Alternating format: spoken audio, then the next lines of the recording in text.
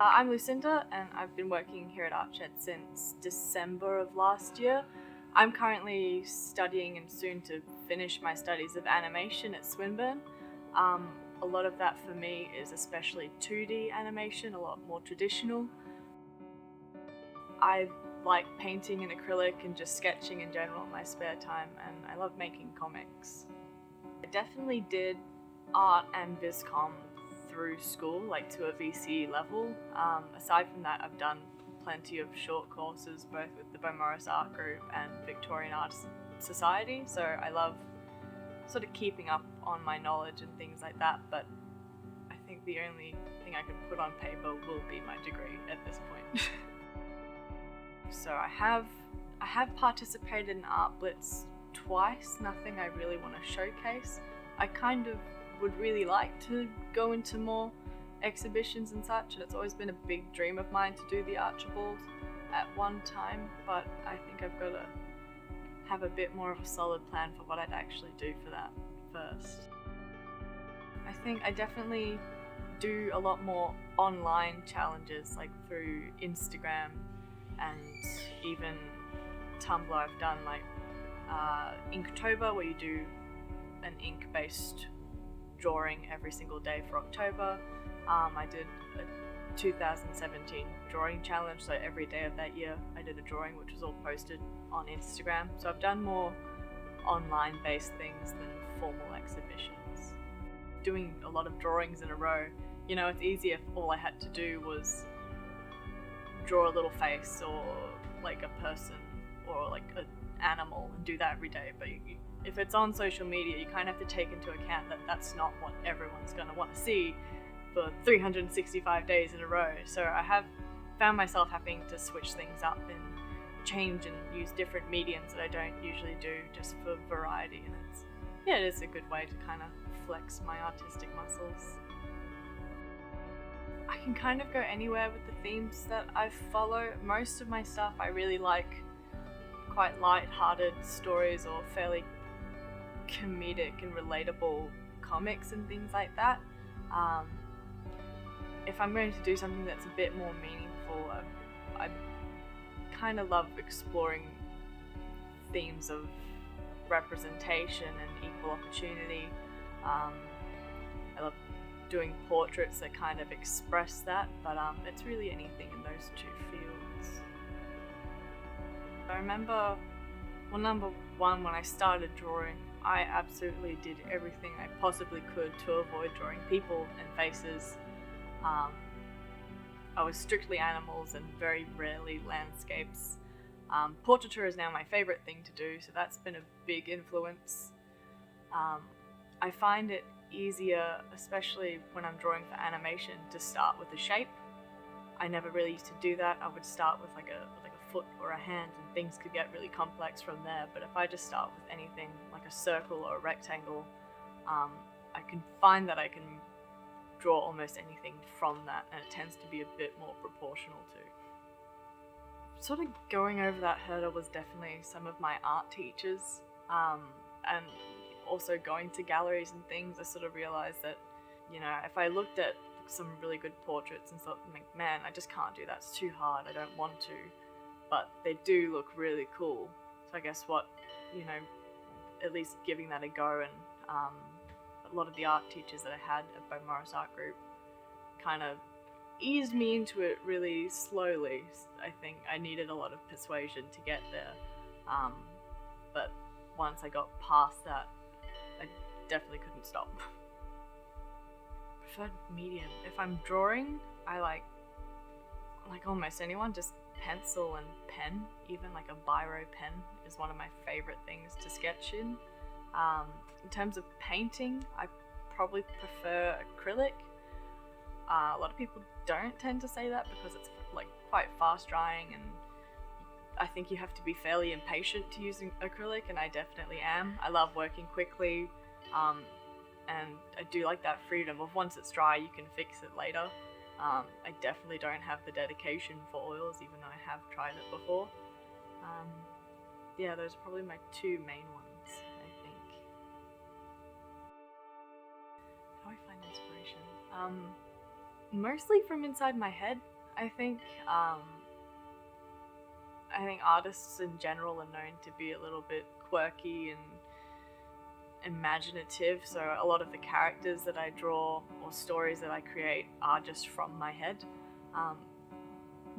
Every now and then I'll see something a bit weird that I'll want to write a story about, whether that's like, you know, a pigeon on the Frankston line carriage, and I'm in that carriage and I'm kind of like, this pigeon is definitely going to work and has a business meeting, and that's going to be the basis of my next comic or my next drawing. So sometimes it's just taking something that's quite ordinary and just abstracting that a little bit. I guess my personal experiences definitely shaped the ideas that I have. Not that I am a business pigeon. I try not to do anything too serious because I personally wouldn't find that as interesting. If it's something like a personal story that I want to create into a comic or create a portrait of like that, you know, that's got more room to be something serious and something meaningful. But if it, I do have favorite artists. Most of them would be animators in this regard. Like, I love the work of certain showrunners like Rebecca Sugar and Brian Konietzko. They're kind of a bit of everything, like writer, director, story creators, character designers, and animators. So there's bits of everything in what they do. I really like them and their work because they've kind of shaped the direction that I've gone in. Also, like, a lot of their character designs are really unforgettable to me and very iconic. And very versatile as well, like especially those two particular artists. Rebecca Sugar's got a very whimsical, kind of like childish but still aesthetically pleasing character design, which, you know, a lot of people think that kids' cartoons can't be sophisticated, but like these ones definitely can. In terms of more traditional artists, I really love the work of Keith Haring. Not so much,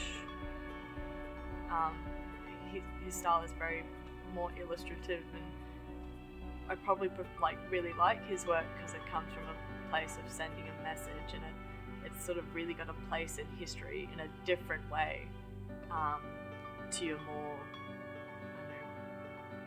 main artists like Picasso and such. The staple household names. I'm different. I like Keith Haring.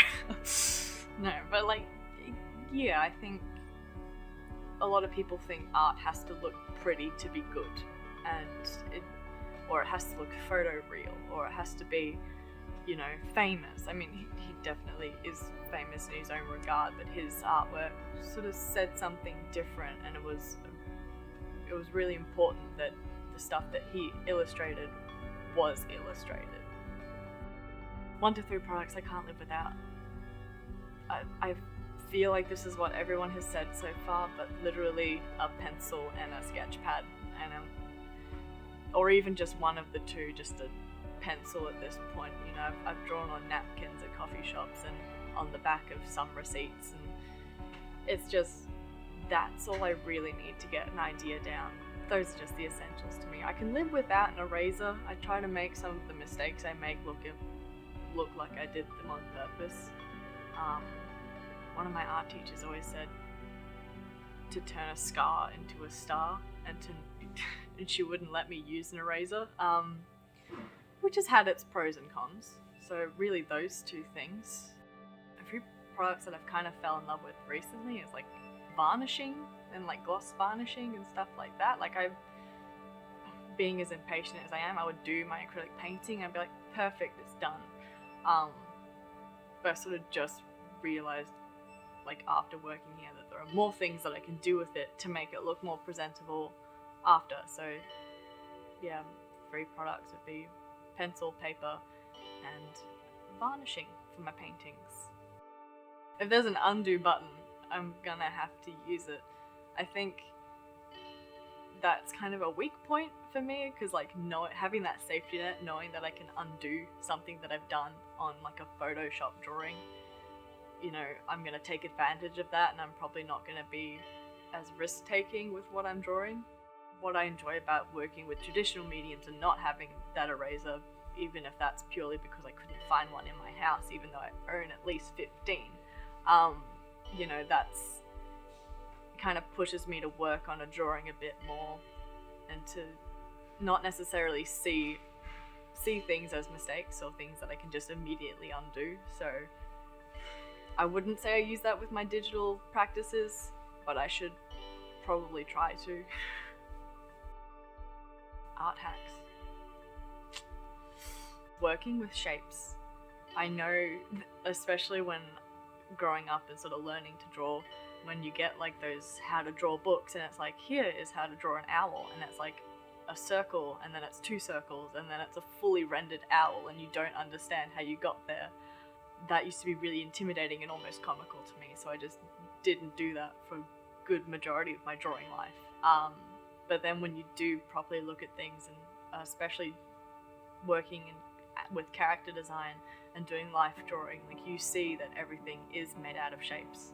Like SpongeBob SquarePants is the most expensive square you will ever see in your entire life, and he is just a yellow square, and that's where that came from. So I love working with shapes now, and that's probably the main thing that I can recommend. God, I have been thinking about this, but I still don't really have an answer. I think I would like to be, or I am, like a very kind of dark green, like a phthalo green or something like that, and an acrylic paint tube, if that makes any difference. I like dark and bold colours, and I think a lot of my... God, this is such a hard question. What did Tom say? Green, because I like green. It's a colour that I used to really hate. I really hated the colour green, more so primary green growing up, but I think it's something that I've grown to enjoy in the same way that I've grown to kind of not be so hard on the work that I create, and to enjoy just making art instead of being so critical. And I used to hate the colour green, and now I really like it, but only a few colours. Only a few greens. Oh. Learning to appreciate colours that are frankly quite gross, like yellow green. It's not a good colour. Where people can find my artwork. Biggest platform for me would be on my Instagram, which is, here's a slight plug, at Cinder Animation. There will soon be a website with that same name. I've got a draft website on Portfolio, which is lucindamcintyre.com, but I'm hopefully going to change that to Cinder Animation. That's the main platform that I post on. You will maybe see some artworks of mine in Artshed. I do try to slip them in without people noticing, but let's stick to Instagram for now. Now I'm gonna have like a ring light in my eye for the rest of the day.